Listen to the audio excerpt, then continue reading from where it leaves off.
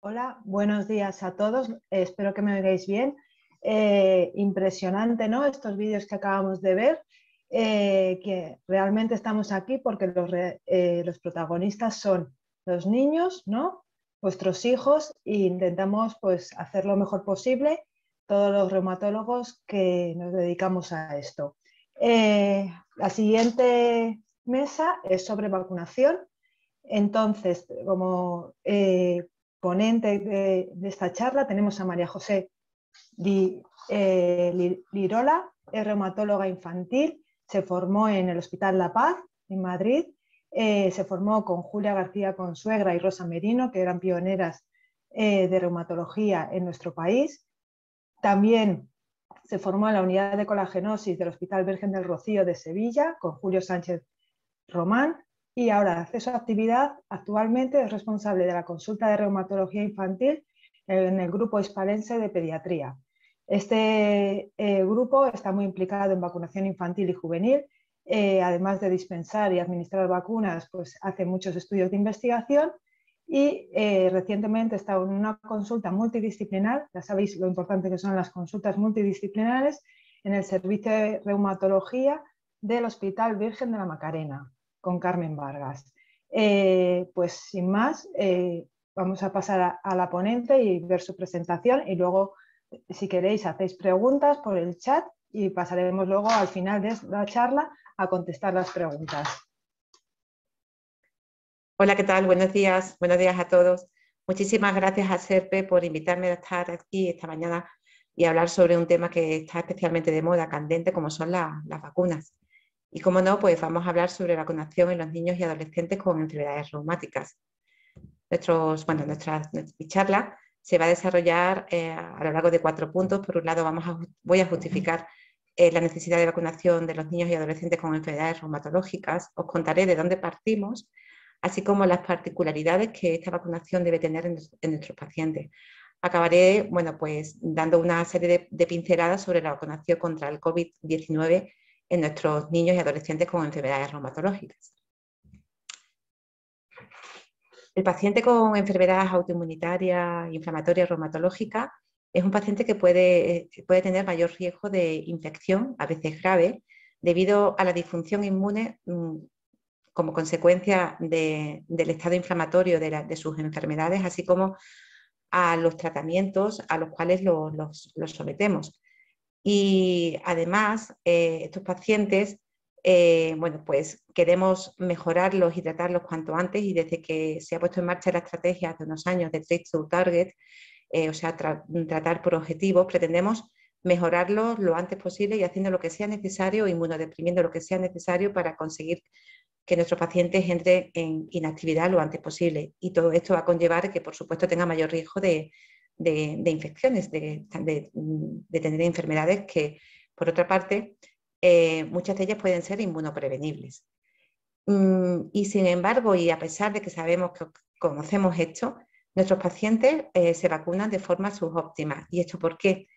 Pues quizás antes de hace 2 años podíamos achacarlo a veces a la falta de información y formación, no solo de los pacientes, de los familiares, pero también de los profesionales. Pero este creo que no es el caso en los últimos años, sino más bien, y en concreto cuando estamos hablando de niños y adolescentes, más bien a las dudas sobre la eficacia, inmunogenicidad y seguridad de las vacunas de estos niños con enfermedades inmunomediadas y que están inmunosuprimidos o inmunomodulados. ¿Y de dónde vamos a partir? Pues en la vacunación de nuestros pacientes vamos a partir de los esquemas, estrategias sistemáticas de vacunación de la población general. Todos sabéis, y si no os cuento, que de forma anual se hacen revisiones de los calendarios vacunales, que ahora se tienden a hablar de la vacunación para toda la vida, haciendo actualizaciones de los mismos, en función de los cambios epidemiológicos que estas enfermedades inmunoprevenibles estén sufriendo, así como las últimas novedades científicas y técnicas a la hora de la fabricación y de la aparición de nuevas vacunas. El Consejo Interterritorial del Sistema Nacional de Salud nos va a dar, como digo, anualmente las pautas para que luego, posteriormente, cada comunidad autónoma española haga las variaciones que crean oportunas. Por supuesto, bueno, nosotros los pediatras vamos a estar asesorados también de forma estupenda por el Comité Asesor de Vacunas de la Asociación Española de Pediatría, que efectivamente anualmente hace una serie de recomendaciones. Esta es la del 2022, como podéis ver, en la que la principal novedad es que se introduce la vacuna de la gripe en los niños en aquella población sana entre 6 meses y 5 años de edad. Estoy hablando del calendario general, luego haremos las puntualizaciones en los niños con algunas patologías de base. Y os tengo que presentar también el calendario del 2022 de mi comunidad autónoma andaluza. Yo creo que podemos felicitarnos porque, como habéis podido ver así un poquito a primera vista, los calendarios propuestos por el Consejo Interterritorial, por la EP, Consejo Asesor de Vacunas, y las diferentes comunidades, os he puesto como ejemplo la mía propia, pues se parecen mucho entre sí, con lo cual estamos llegando a conseguir calendarios vacunales muy completos y creo que nos podemos felicitar. En nuestra comunidad, como principal novedad a destacar en los últimos 2 años, es la introducción de la vacuna del meningococo ACWY, que se introdujo el año pasado y durante este año pues, se ha introducido la vacuna de la meningitis B, de tal forma que hemos cerrado el círculo de la meningitis, enfermedad muy importante, ya no solo a lo mejor no por lo frecuente que es, pero sí por las connotaciones y la morbilidad que pueda tener. Como digo, partimos de la vacunación sistemática para la población general, pero luego tenemos que afinar porque nuestros pacientes tienen unas connotaciones especiales. Y para contarnos cómo vamos a afinar y cómo os voy a presentar bueno, estos dos artículos, trabajos recientes que se han publicado en los últimos 15 meses. Este primero, en el que se habla específicamente de la vacunación en niños con enfermedades, trastornos autoinmunes y tratados con diferentes regímenes inmunosupresores. Y además, este trabajo de la Liga Europea contra las Enfermedades Reumáticas, EULAR, que hace su última actualización, que se publica en 2020 y que va a sustituir a la que se hizo en el 2015 y sobre la que os haré las últimas novedades con respecto a la vacunación en el niño con estas enfermedades, este grupo grande de enfermedades con múltiples tratamientos inmunosupresores, inmunomoduladores, y hablaremos, sabéis todos, que hay 2 grandes grupos de vacunas, que son las vacunas inactivadas y las vacunas vivas atenuadas, y paso a comentaros las principales novedades. EULAR nos va a presentar una serie de principios generales, universales para todos los pacientes y luego una serie de puntualizaciones que iremos también comentando de forma somera. Creo que de hecho los principios generales son los más importantes. Los 2 primeros principios generales hacen referencia a nuestra responsabilidad como profesionales que trabajamos en equipos de reumatología infantil. Nuestra responsabilidad a la hora de comprobar, promover la vacunación adecuada de nuestros pacientes y haciéndolo de una forma individualizada, con la idea de que entre todos, nuestro equipo, atención primaria y los propios familiares y pacientes, tomemos decisiones compartidas en función a la información que vamos a aportar, con lo que conseguiremos mayores adherencias a los calendarios vacunales. Nada mejor que tu propio médico te cuente los pros y los contras de la vacuna, te lo explique, y para que tú te ayudes a aclarar y a tomar decisiones y a echarte para adelante a la hora de tomar decisiones a la hora de administrar ciertas vacunas que pueden ser a veces un poco que nos pueda costar trabajo administrar. Como estoy comentando, bueno, pues cuando tenemos una alta sospecha de una enfermedad inmunomediada, pues una de las primeras cosas que tenemos que hacer es comprobar el estado inmunitario de nuestros pacientes mediante la historia clínica, sabiendo qué enfermedades ha pasado, también los antecedentes vacunales y, por supuesto, también comprobando si aquellas vacunas que se han administrado pues han dado lugar a las respuestas que estamos buscando con idea de saber cómo está desde el punto de vista inmunitario nuestros pacientes en relación a las enfermedades inmunoprevenibles. Los siguientes principios generales hacen referencia a la eficacia, la seguridad y la inmunogenicidad de las vacunas, con idea de que éstas sean lo más óptimas posibles. ¿Cómo conseguiremos esto? Bueno, pues nos da una serie de recomendaciones. La primera es que las vacunas se administren en aquellos pacientes con enfermedades inactivas. Esto, bueno, a veces no es fácil, y sobre todo al principio de la enfermedad, porque, bueno, estamos en pleno diagnóstico y tenemos prisa por tratar. Y además, lo idóneo y lo ideal sería que se administrasen antes de la inmunosupresión planificada. Como comento, esto a veces no es nada fácil. Afortunadamente, la mayor parte de los pacientes que diagnosticamos son en un tanto por ciento muy elevado, mayores de 15 meses y seguramente, dadas las altas tasas de vacunación que existen en nuestro país y en nuestras comunidades, seguramente van a estar bastante bien vacunados de muchas de las enfermedades que luego solamente tendremos que administrar dosis de recuerdo. Si tenemos la posibilidad de vacunar a nuestros pacientes antes de empezar con tratamiento inmunomodulador o inmunodepresor, bueno, pues recordados que las vacunas no vivas necesitaremos al menos 2 semanas para que se desarrolle una respuesta inmune adecuada, y si se trata de una primo vacunación o la primera dosis vacunal, y si se trata de una dosis de refuerzo, necesitaremos esperar alrededor de 1 semana. Normalmente, mientras que hacemos el diagnóstico de nuestros pacientes, nos puede dar tiempo a completar aquellas dosis que podemos echar en falta. Con respecto a la vacuna viva atenuada es un poco diferente, tendríamos que esperar un poquito más, al menos 4 semanas, y bueno, a lo mejor si tenemos que administrar 2 dosis, debería existir además 4 semanas entre una dosis y otras, y luego a continuación, después de la segunda dosis, tendremos que esperar además otras 4 semanas para empezar a administrar los tratamientos inmunosupresores y inmunomoduladores. Deciros y comentaros que las vacunas no vivas o inactivas, en general, se pueden administrar a aquellos pacientes con enfermedades reumatológicas durante el uso de glucocorticoides y prácticamente todos los fármacos antirreumáticos modificadores de la enfermedad, los clásicos sintéticos, los biológicos y los sintéticos dirigidos, a excepción de aquellos fármacos que puedan provocarnos una depleción de las células B, las células B, que en ese caso esto puede ser un poco diferente.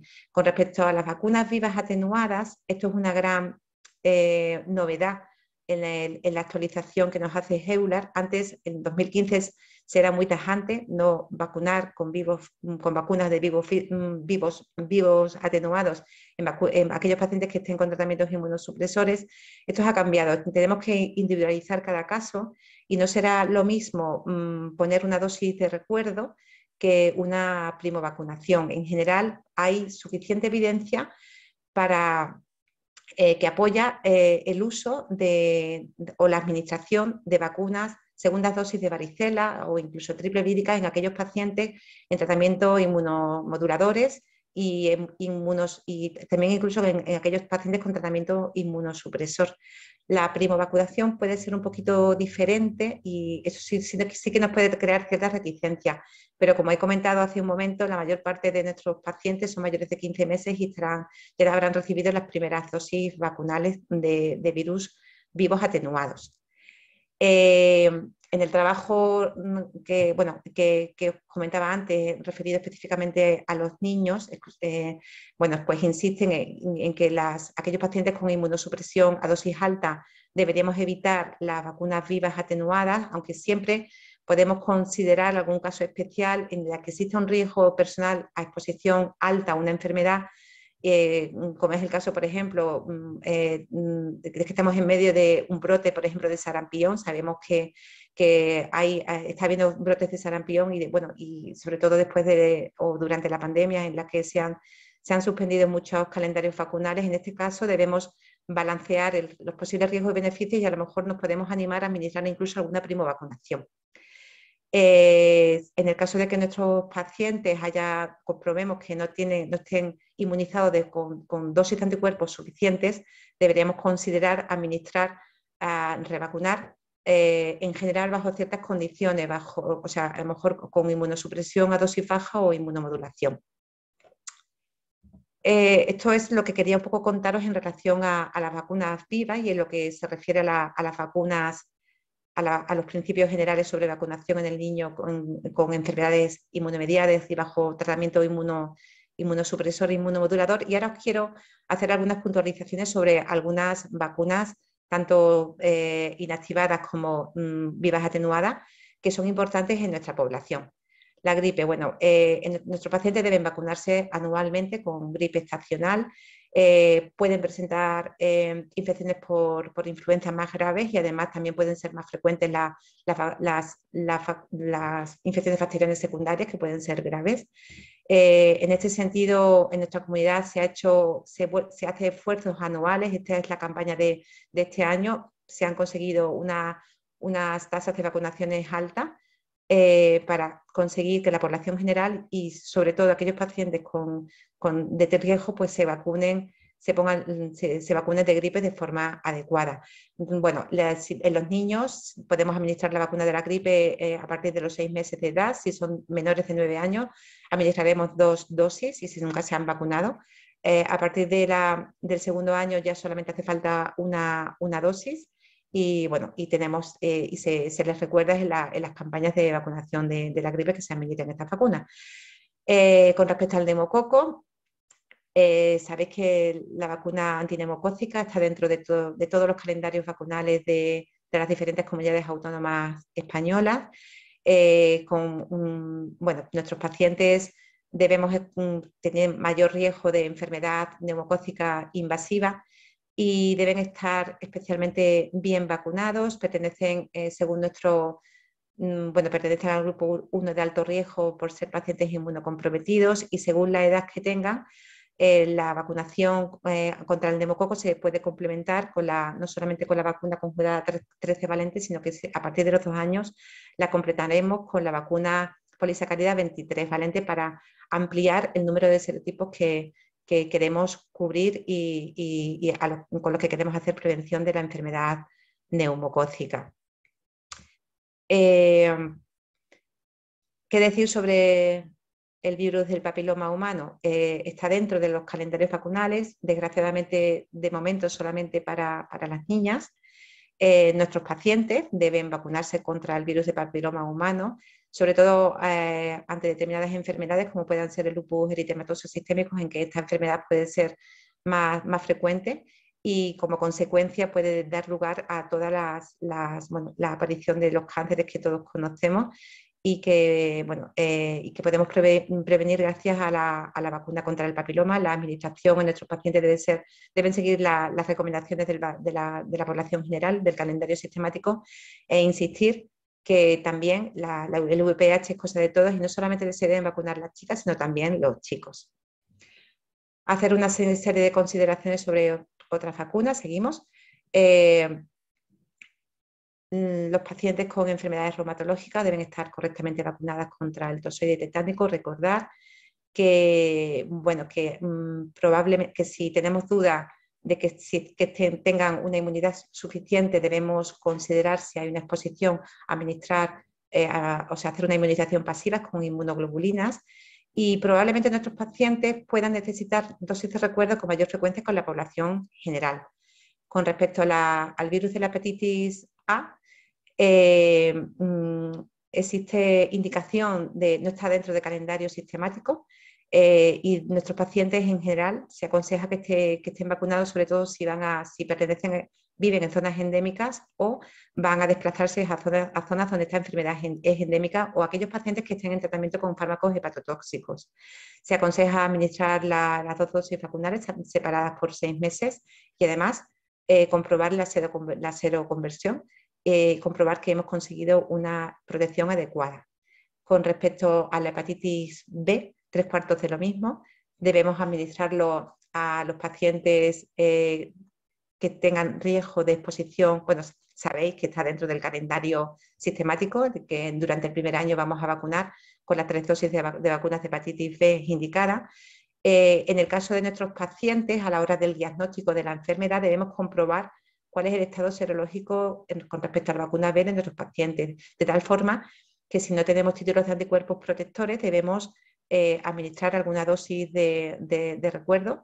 ¿Cuántas dosis? Bueno, aquí en este esquema que os presento se contemplan hasta 2 dosis.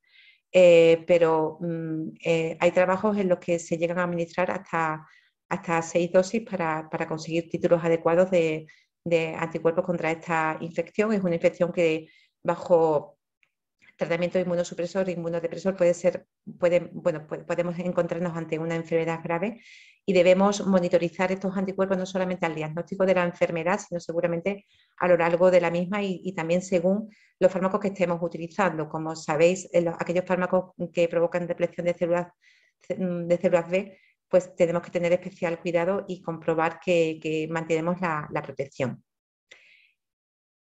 Hablar de P-zóster en los niños parece un poco raro porque, bueno, quiero hablar de esta vacuna porque, bueno, contaros que existen 2 vacunas actualmente en el mercado. Las vacunas contra el P-zóster de virus atenuados que se utilizan en los mayores de 50 años o en pacientes mayores de 18 años con especial riesgo. Pero quería comentaros la aparición, bueno, la inclusión hace poquito tiempo en nuestro país de una vacuna de virus inactivo que se puede utilizar en población mayor de 18 años y puede ser especialmente, y os cuento todo esto porque puede ser especialmente interesante en los pacientes con lupus eritematoso sistémico que tanto en edad infantil como juvenil pueden tener mayor riesgo de infección por este virus y puede ser interesante. No es algo que se haga ahora de forma sistemática, pero seguramente durante los próximos años podemos asistir a la inclusión dentro del calendario aconsejado a nuestros pacientes y sobre todo a nuestros pacientes con lupus eritematoso sistémico. La fiebre amarilla es otra vacuna viva, atenuada, que en general se decía que se debía evitar la vacunación contra este virus en los pacientes con enfermedad reumatológica, pero bueno, igualmente como ha ocurrido con otras vacunas vivas atenuadas, se debe considerar de forma individualizada y evidentemente solamente en el caso de que vayamos a viajar a países en que esta enfermedad pues sea endémica. Podemos considerar administrarlo a nuestros pacientes con inmunomodulación baja o con alto riesgo, como estoy comentando. Y paso a comentaros, a hacer unas anotaciones sobre las siguientes recomendaciones que me parecen muy importantes, que hacen referencia a cómo deben estar vacunados los convivientes con nuestros pacientes. Los convivientes con nuestros pacientes deben estar igual de bien vacunados, siguiendo las pautas acordes a los calendarios vacunales sistemáticos de cada comunidad. Con vacunas, sobre todo también hacer hincapié sobre el estado vacunal y de inmunización contra la varicela y la triple vírica, que pueden ser enfermedades contra las cuales nuestros pacientes no estén inmunizados. Y se pueden administrar todas las vacunas, se deben administrar, a excepción de la vacuna oral contra la poliomielitis. Y nuestros pacientes crecen, se embarazan, tienen hijos. Entonces quiero haceros algún comentario sobre aquellas embarazadas, aquellos hijos de mujeres embarazadas con enfermedades reumatológicas que han estado con tratamiento biológico durante el tercer trimestre de la gestación, perdón. Los hijos de estas pacientes pues, no deben recibir vacunas vivas atenuadas por el riesgo de, os cuento el porqué. Durante el embarazo hay un paso de anticuerpos de forma natural, IgG, a partir de las 13 semanas de gestación aproximadamente y hasta finales del embarazo y sobre todo durante las últimas 4 semanas de gestación va a haber un paso transplacentario de anticuerpos de la madre al niño y los anticuerpos monoclonales también pueden pasar y pueden llegar a alcanzar concentraciones en torno al 130 o un 150% del que tiene la madre, con lo cual nuestros niños pueden tener niveles altos de estos fármacos en sangre que pueden hacer que su respuesta, que pueden provocar que el hecho de administrar vacunas vivas atenuadas en los mismos sea peligroso. Existe algún trabajo que hace referencia a casos graves de tuberculosis a pacientes que recibieron la BCG durante el primer semestre de vida. Con lo cual, durante los primeros 6 meses de vida, estas vacunas deben estar no se deben administrar si han estado bajo tratamiento con biológicos en el último trimestre. Y durante la lactancia materna, ¿pueden los niños hacer lactancia materna? Bueno, la mayor parte de los fármacos antirreumáticos, muchos de ellos están contraindicados durante la lactancia materna. Aquellos que se pueden utilizar no contraindican la lactancia, salvo el uso de ciclofosfamida, que sí que se ha visto que pueden provocar una neutropenia y una disminución de la hematopoiesis y una alteración de la respuesta inmunológica de estos pacientes, y entonces puede estar contraindicada la administración de vacunas en los primeros meses o durante la lactancia materna de estos pacientes.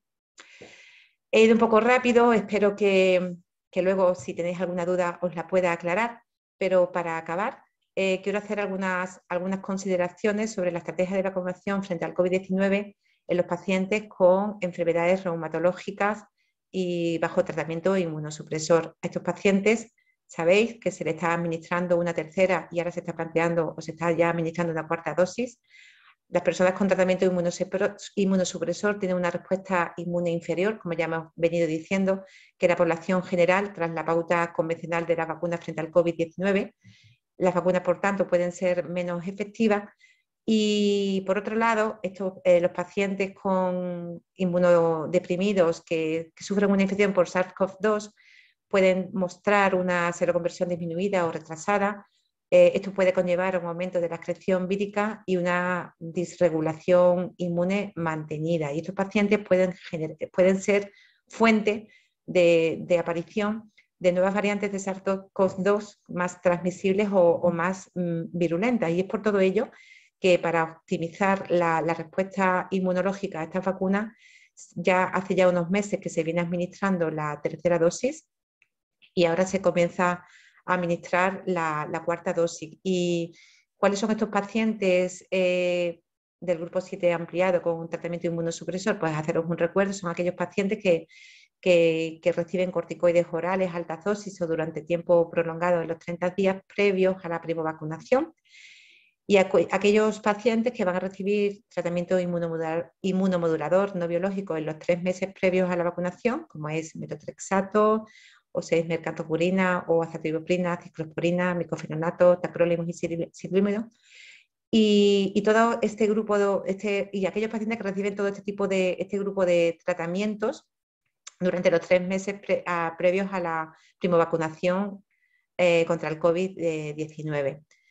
En estos pacientes, como os he comentado anteriormente, hace ya unos meses que se indica administrar una dosis adicional que se administrará al menos un mes después de la dosis previa, y las vacunas que se van a utilizar van a ser las vacunas ARN mensajero, la de Pfizer o Moderna, la de Moderna en los mayores de 18 años. Y es importante que sepáis que no se tendrán en cuenta los antecedentes de infección por COVID-19. Tenga infección por COVID o no, se les administrará una tercera dosis. Sin embargo, con respecto a la dosis de recuerdos, se va a aconsejar en las personas mayores de 12 años y que recibieron ya la dosis adicional de la vacuna ARN mensajero, y se va a administrar a partir de los 5 meses de la recepción de dicha dosis adicional. En este caso sí que tendremos en cuenta el antecedente de COVID-19. Si ha sido reciente, se recomienda esperar al menos 5 meses, aunque pueda administrarse una vez transcurrido el primer mes después de la infección. Comentaros que la vacuna de Pfizer se administrará a la dosis estándar, y sin embargo la vacuna de Moderna, que se puede administrar en los mayores de 18 años, se administrará administraremos la mitad de la dosis. Otros consejos, otros datos de interés que pienso que os puedan resultar, os pueden resultar útiles. Deciros que estas dosis adicionales y de recuerdo se pueden administrar durante el tratamiento inmunosupresor, aunque en caso de tratamientos intermitentes, a ser posible, intentaremos administrarlo 15 días antes del ciclo de la medicación que corresponda. Y por tanto no se recomienda interrumpir el tratamiento inmunosupresor por la vacuna.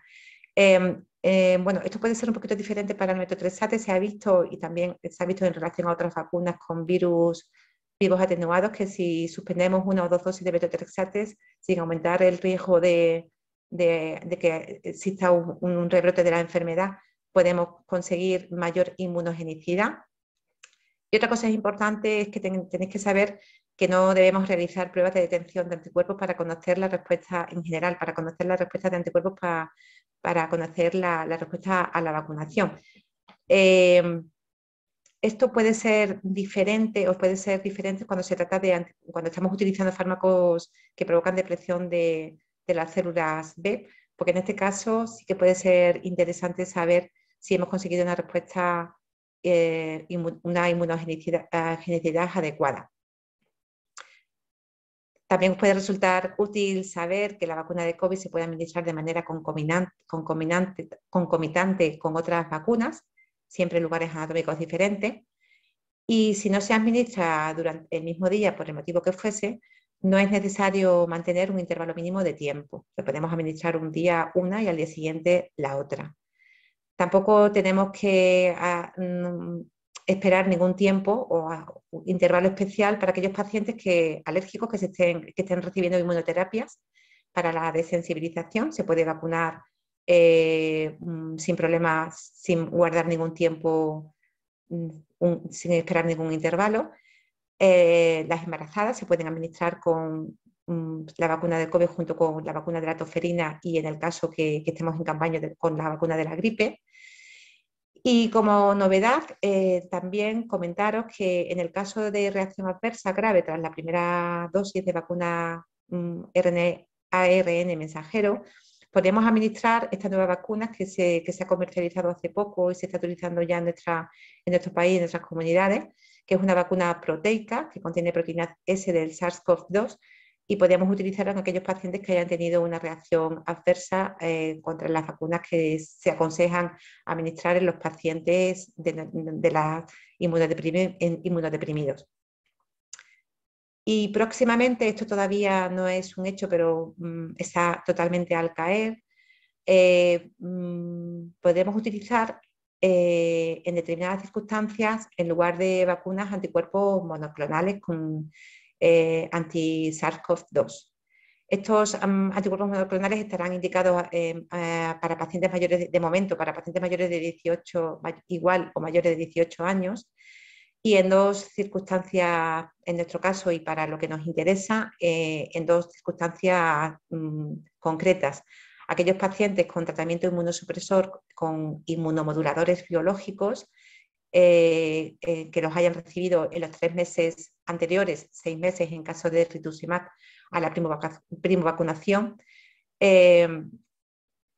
Y sí que quiero comentaros que estos pacientes susceptibles de recibir estos anticuerpos monoclonales, sí que realizaríamos antes un estudio serológico para ver si ha habido una respuesta adecuada a la vacuna. Y en el caso de que no exista esta respuesta adecuada, tenemos la opción de utilizar estos anticuerpos monoclonales.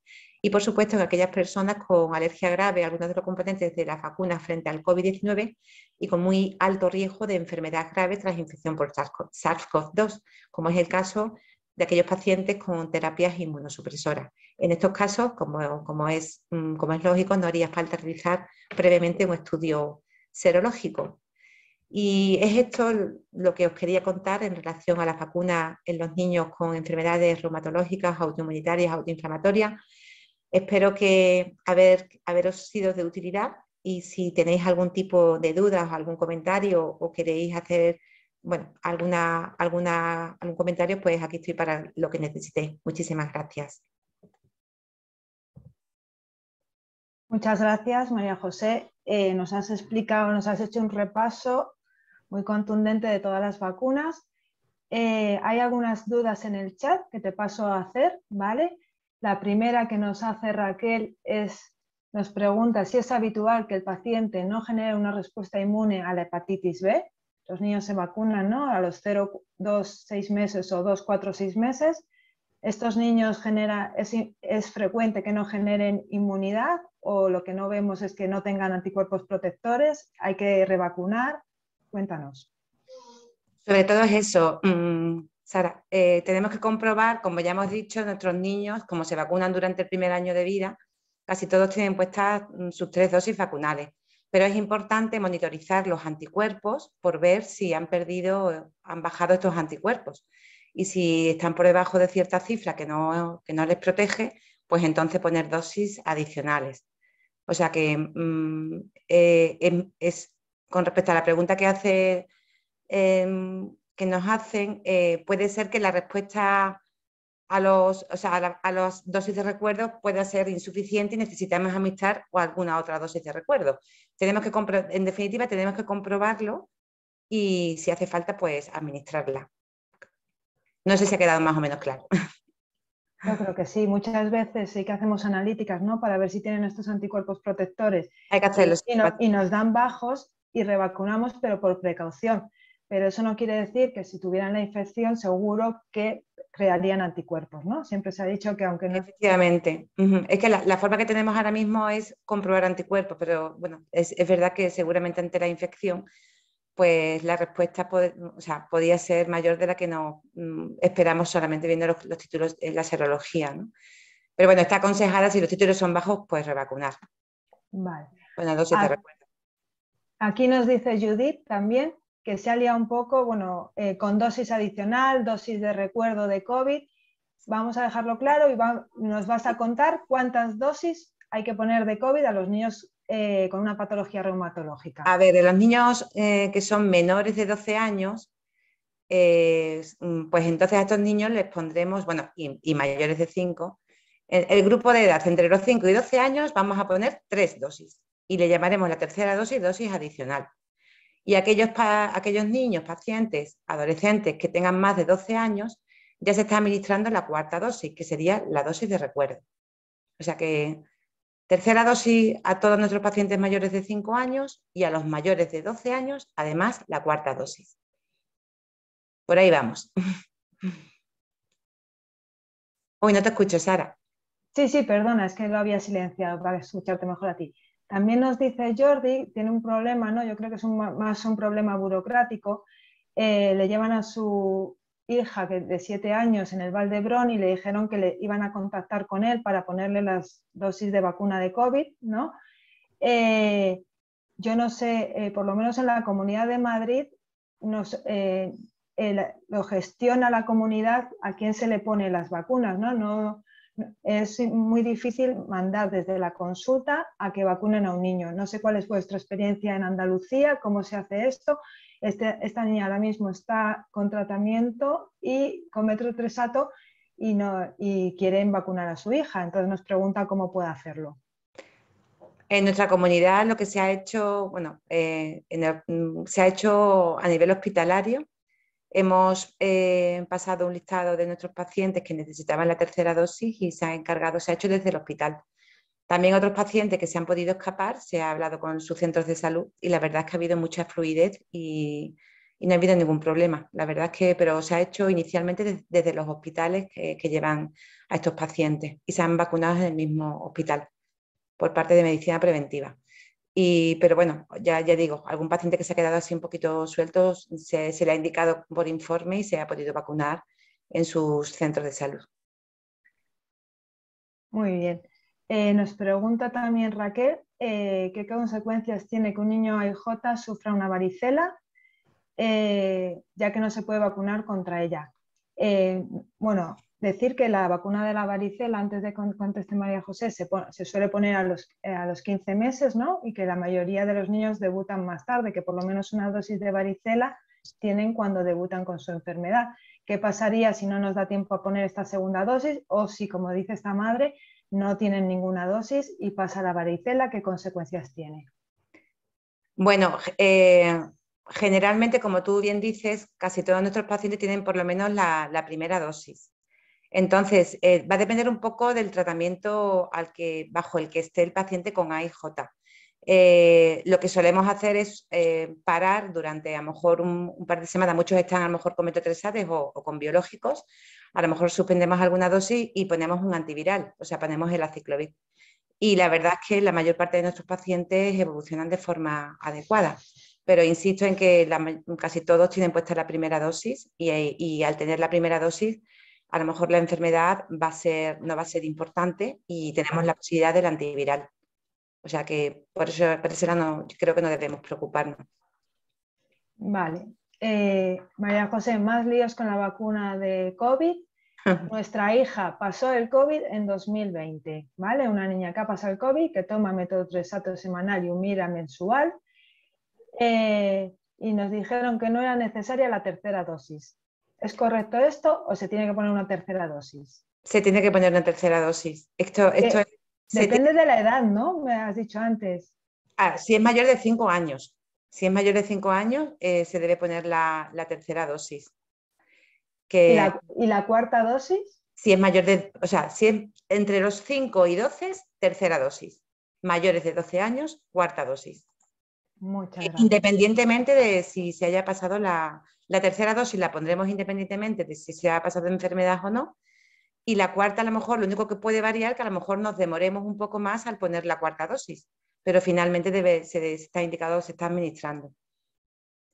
Es un poco lioso, lo entiendo. Sabes que, como comento, estas cosas, además, te lo aprendes, entre comillas, y a lo mejor dentro de unas semanas cambian las pautas, porque sabéis que esto está siendo muy dinámico y, bueno, lo de la cuarta dosis es una cosa bastante reciente, así como la tercera dosis.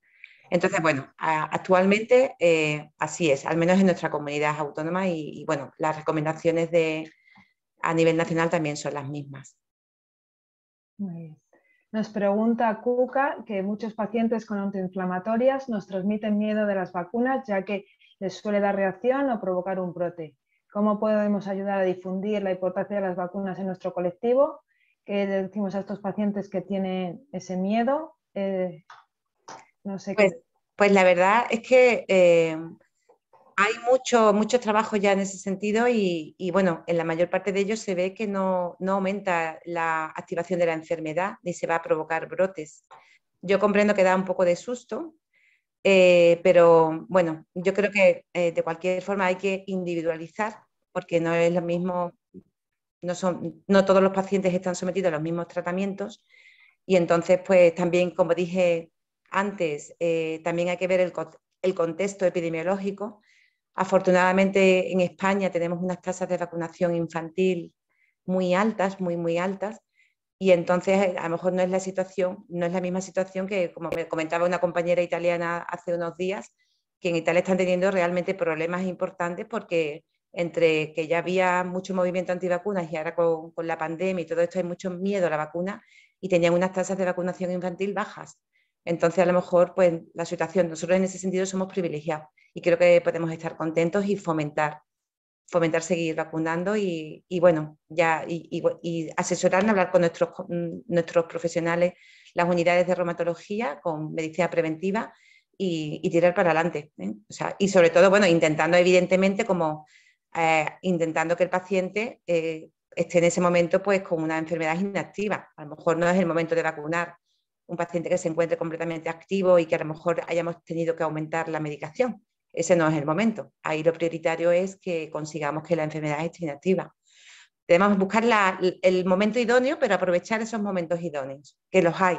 ¿Sabes? Que los hay. A lo mejor si está con metotrexate, pues sí que es verdad que se ha visto que si suspendes una o dos dosis, no vas a dar lugar a que hagas una reactivación de la enfermedad y sin embargo sí que vas a conseguir una respuesta mejor a las vacunas que estás administrando. Y sobre todo acordarnos de revisar los calendarios vacunales porque cuando llevamos un cierto tiempo con nuestros pacientes a veces a todos un poquito se nos olvida. Y ya digo que hay ciertas dosis vacunales que nuestros pacientes pueden necesitar algunas dosis de recuerdo más o de refuerzo. Vale, sobre esto hay una madre que en el chat nos dice, o padre, que no veo el nombre, que sobre cualquier vacuna, pero en mi caso en concreto la vacuna del papiloma, es mejor esperar a no tener ningún síntoma activo de la IJ para ponerla, en concreto uveitis, o no es incompatible. Si está activa la enfermedad o no está activa. Si tienes una uveitis que está activa, seguramente te van a aumentar a lo mejor tu tratamiento inmunomodulador y no es el momento de poner la vacuna. En el momento en que los síntomas estén controlados, por supuesto que es el momento de completar esa vacunación. Perfecto. Y nos pregunta Nuria también, me imagino que es la vacuna del COVID, ¿cuánto tiempo pasa entre la segunda y la tercera vacuna de COVID? Pues como os comenté, entre la segunda y tercera, al menos 4 semanas. Entre 4 y 8 semanas se está administrando la tercera dosis de COVID. Independientemente si has pasado la enfermedad o no, solo que si has pasado la enfermedad tienes que esperar a recuperarte, a estar bien, y entonces ya a partir de ese momento pues puedes administrar la tercera dosis. Vale, y sobre esto también nos dice si el niño ha pasado el COVID antes de ponerse ninguna vacuna de COVID, ¿se administra alguna dosis? Pues es una buena pregunta. Esto además en la población sana, efectivamente cuando se pasa la enfermedad antes de iniciar la vacunación, esa enfermedad se considera como la primera dosis, pero no es el caso de nuestros pacientes. En nuestros pacientes se van a administrar las 3 dosis independientemente de si ha pasado la enfermedad o no. Es diferente porque la respuesta puede ser menor y tenemos que tener ciertas garantías de que conseguimos un suficiente nivel de anticuerpos que les protejan en un futuro de posibles infecciones por SARS-CoV-2. Dice, hola, buenos días, ¿nos avisan de esta tercera dosis? Lo pregunta que si avisan de esta tercera dosis. A mi hija de 8 años le pusieron la segunda dosis el 26 de febrero, a ella se le suministra mensualmente el canakinumab y en mi caso la vacuna ha sido en el hospital no habitual de reumatología. A ver, eso depende de cada comunidad autónoma. Si en su caso no le han avisado, deben ellos solicitarla o su médico responsable hacer la indicación para que acudan al sitio donde proceda o al servicio de medicina preventiva de su hospital, que muchas veces es así, o a sus centros de salud con sus médicos, con sus pediatras. Perfecto. Aquí nos dicen después también que la cuarta dosis de COVID, ¿cuánto nos esperamos si lo ha pasado? Me imagino que cuánto se esperan, no sé si desde que ha tenido la infección o desde que ha tenido la vacuna. Pues mira, es que no he entendido muy bien la pregunta, perdona. La cuarta dosis de COVID, es que pregunta, la cuarta dosis de COVID, ¿cuánto nos esperamos si lo ha pasado? Mínimo Es decir, un mes, sí, ya te he entendido, sí, ahora, mínimo un mes, pero se puede esperar, al ser la cuarta ya, hasta 5 meses, pero como mínimo que haya pasado un mes de la enfermedad. Y bueno, ahí se puede ser un poco, y se puede esperar hasta los 5 meses para recibir la dosis adicional, una vez que has pasado el COVID. y estamos haciendo anticuerpos después de vacunar de COVID para ver si estos pacientes tienen anticuerpos de COVID. No, solamente en el caso, como comentábamos, de aquellos pacientes que estén bajo terapias que provoquen depleción de las células B, porque en ese caso puede pasar que no haya una respuesta y que a lo mejor nos planteásemos, como he dicho, pero esto ya, eso, bueno, administrar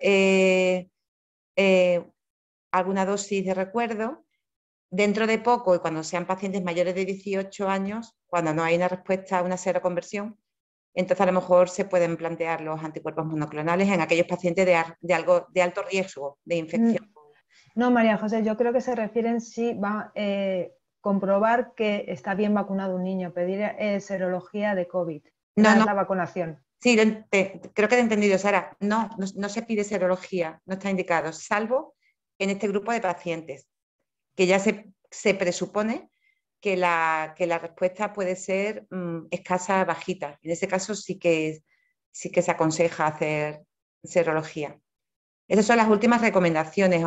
Ya os comento que realmente puede cambiar en las próximas semanas, pero a día de hoy no se recomienda hacer serología después de vacunar, salvo en el grupo que esté con biológicos que provoquen depleción de las células B. En ese caso, vale.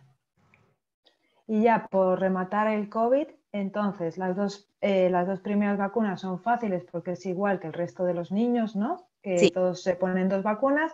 Para la tercera y cuarta dosis, ¿cómo lo hace la gente? ¿Solicita cita? ¿Les van a llamar? Depende ¿no? Según lo que has dicho, depende de la comunidad Un poco de la autónoma. comunidad. O sea, como he dicho, en nuestra comunidad andaluza se ha hecho desde los hospitales y hemos pasado a los servicios de medicina preventiva la relación de nuestros pacientes, que teníamos con tratamiento grupo 7 que nosotros ampliado que llamamos, y se han encargado ellos de administrarla, se les ha citado y se les ha administrado la tercera y se está empezando a administrar la cuarta dosis. Pero supongo que depende de, no sé si hay algún compañero que quiera hacer algún comentario sobre su comunidad, cómo lo han estado haciendo, por completar. No sé si por ahí alguien quiere abrir. Mira, a veces ahí comenta que en Valencia nos han llamado del hospital. Pues sí. Así, yo creo que en general se están llamando desde los hospitales. Yo creo que a veces se llama desde la farmacia del hospital porque sacan listados de gente que va a recoger biológicos o medicación inmunosupresora y llaman a los pacientes para la vacunación. Ya digo que en cada hospital, nosotros en nuestro hospital, en el Hospital Virgen Macarena, pues nos hemos encargado nosotros de pasar los pacientes que deberían recibir las dosis, porque muchos de estos pacientes no se relacionan con la farmacia, ¿no? Porque a lo mejor toda la medicación es extrahospitalaria, ¿no? Metotrexate o sea, entonces esos pacientes también o sea, nos hemos encargado nosotros de hacer el listado y ya desde preventiva se les ha llamado para administrar tercera y ahora ya cuarta dosis. Yo creo que lo mejor es preguntar, ¿no?, a cada uno, a su reumatólogo, cómo lo hace, porque si no, como en cada comunidad se va a hacer distinto, eso pasa mucho en vacunas, ¿no?, que la vacunación siempre cambia por comunidades autónomas, pero la del COVID, que podría estar más unificada, pues yo creo que es diferente, ¿no?, también la manera de hacerlo. Pues yo creo que más o menos hemos contestado a todo, ¿no? Yo creo que sí, que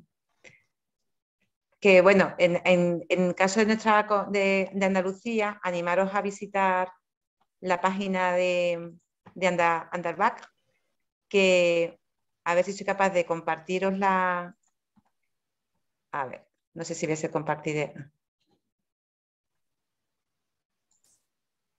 Bueno, ¿lo veis aquí en nuestra...? Sí, se ve perfectamente.